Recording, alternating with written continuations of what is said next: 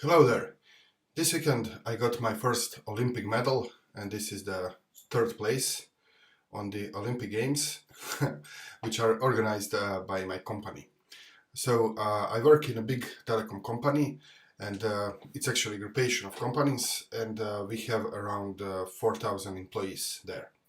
And every year they organize these big Olympic Games among our employees.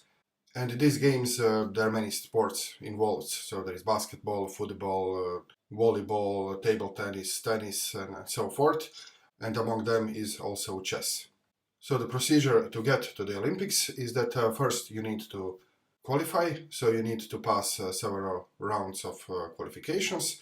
And then after you are qualified, you get to go into this big sports complex in this big hotel, and then for the 3 days there are these Olympic Games, and afterwards there is this ceremony of giving out medals, trophies, and so forth. So when it comes to chess, there were around 120, I think, for sure more than 100 applicants, and they all applied to go to the Olympics as a chess players. So we first had to play qualifications, and only 30 players will be qualified for the Olympics. So I applied, I went through the qualifications, and I qualified. I was among these first 30 to come to the games. And then I had to travel to the hotel, and the games begin. So there were 30 of us, and we played one tournament in the Swiss system. It was 8 rounds, so 30 of us, 8 rounds, Swiss system. And in this tournament I came out third, and this is how I earned my medal. So this says chess, third place, and on the other side it's the logo of the Olympic Games. It's very nice, very heavy medal, and I have to say that I'm very proud to get this medal. Although not all of these players are maybe active chess players, they're just employees of the big company, but nevertheless, out of 120 applicants, I ended up being third. I think it's a nice success. And the fellow who ended up first is rated about 2000 FIDE Elo rating. So it was a strong tournament. And another part of the tournament was the fun part. So the first 6 of us got to play the Simul game with a very famous Croatian grandmaster, Janković. He's now retired, but he used to be very strong grandmaster. He played in the Olympics team, in the chess Olympics team for the Croatian representation. And he was also president of the Croatian Chess Federation for several years. Now I think he's the main secretary of the federation. And he's also some of the chess celebrity in Croatia, because he had this TV show on the national television called Chess Commentary, in which he discusses some famous games or some actual games, for example, world champion match and such. So it was very interesting to have this famous grandmaster. Actually, he was the referee when we were playing the tournament, and then the first 6 of us get to play the Simul with him.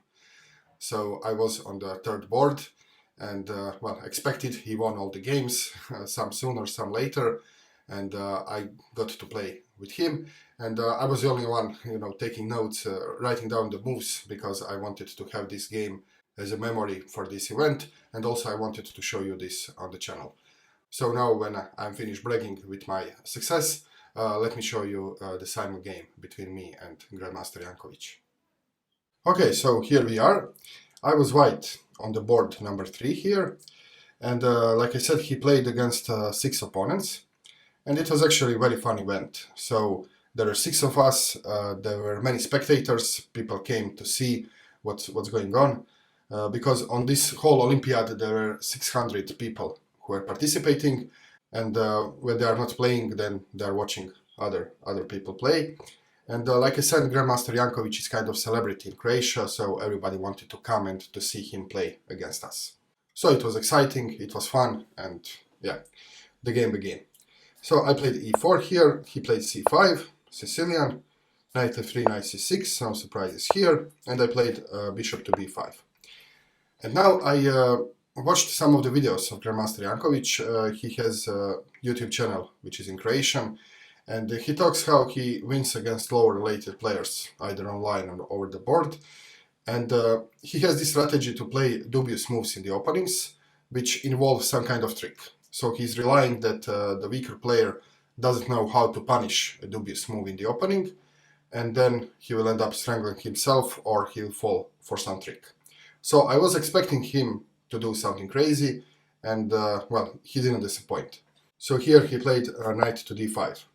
And now the best move here is to take the knight, but I was thinking, like, you know, he wants me to take the knight, so I better not take the knight. And instead I played a bad move. I played knight to c3, which I know is a bad move, because the whole point of this Sicilian or whatever is to play c3 at some moment and then try for the center.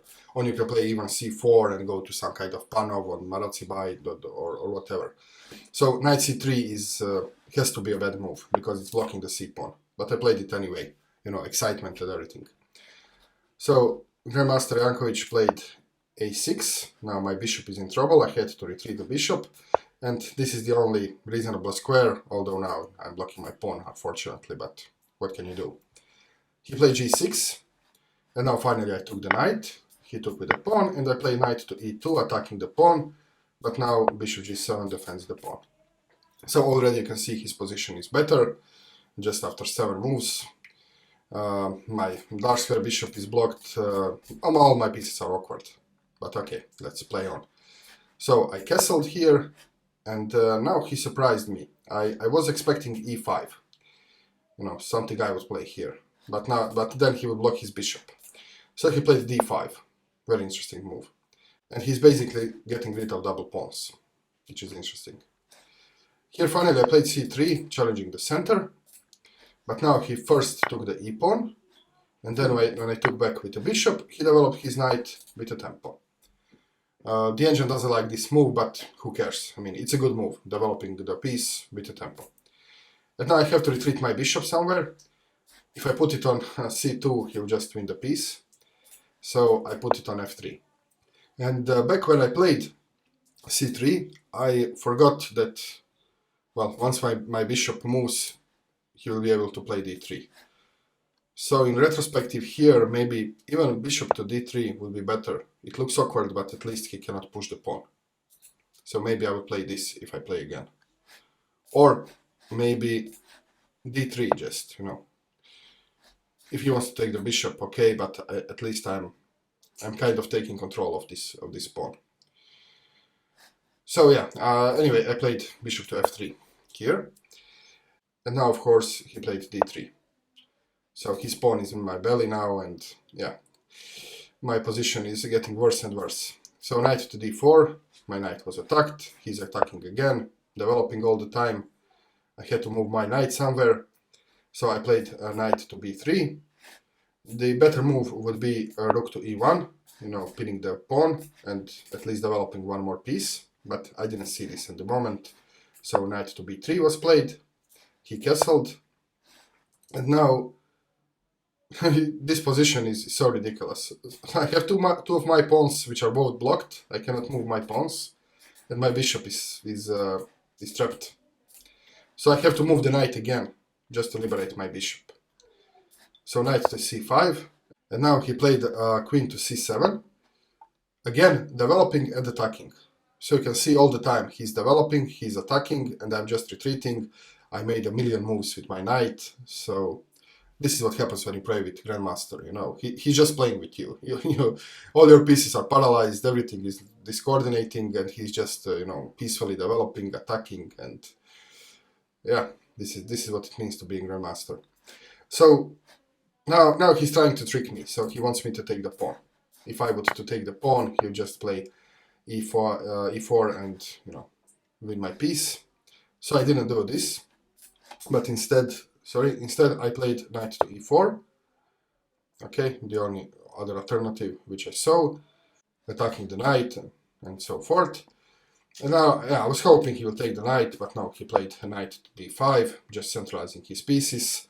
And you can see now, you know, his knight has some very nice squares here. So here I thought it's high time to develop this bishop, so I played b3. And I like the engine suggestion here, b4 is better, because I'm also opening the queen and the bishop. But okay, I played b3, I wanted to develop the bishop here, attacking the rook, but I didn't have any time. Now he just starts to pawn storm me, to attack, and yeah, this is game over. So he starts with f5, attacking my knight. I have to move my knight away, so knight to g3, and now e4, and suddenly my bishop is trapped. So I'm losing the bishop. And in this kind of Simul's exhibition games, you don't resign, you play through the end. You know, it's played for fun. It's no, I mean, it's obvious that he will win, so it's no fun to lose the piece and say I resign. So I just played through the end. So I took the pawn, he took back, I gave the piece for 2 pawns, and now he played knight to f4, eyeing the e2 square with a check, and with, you know, having the knight here forever.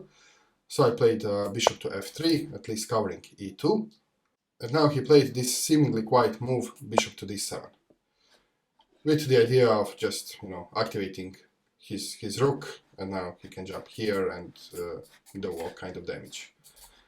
So just you can see how he plays. He just develops his pieces. He just wants to make all his pieces active. So this bishop here is a fine piece. This bishop has 2 alternatives here to jump if he wants, and you know, the rook is coming. And now I wanted to kick this knight away, and I made a mistake. I played g3. I thought that he has to retreat, but in fact he has a very nice forward move, which is game over. So knight to h3 check. So I have to move my king, and now he takes my bishop. And I cannot take with the queen, because then my queen will be pinned, and I will lose the queen. So I have to take with the king, and get checkmated in the process. So, of course, I knew I would be checkmated in a few moves, but what else can I do? So bishop c6, check, and now the only legal move, king to e3, and now he brought the rook in the game. The only legal move is to take the pawn, and now I was thinking that he would checkmate me with bishop to f5, would be checkmate here, but he played queen to e4, checkmate. We shook hands and the game was over. So all in all, very fun game, cool event, you know, many spectators, the Simul is playing, I'm playing against Grandmaster. It was all very, very fun and very enjoyable. So very nice weekend for me, very successful, very fun, and I would say that this is one of the very rare moments when the chess can be both rewarding and fun. And in fact, in my experience, I'm doing chess seriously for the last 4 years or so. This is the first such event, which is both rewarding and fun. So I'm very happy. It was a very nice weekend, very nice event. And of course, I'm happy to be sharing this with you. So thank you very much for watching the video, for sticking with me, and I will see you in some other videos. Cheers.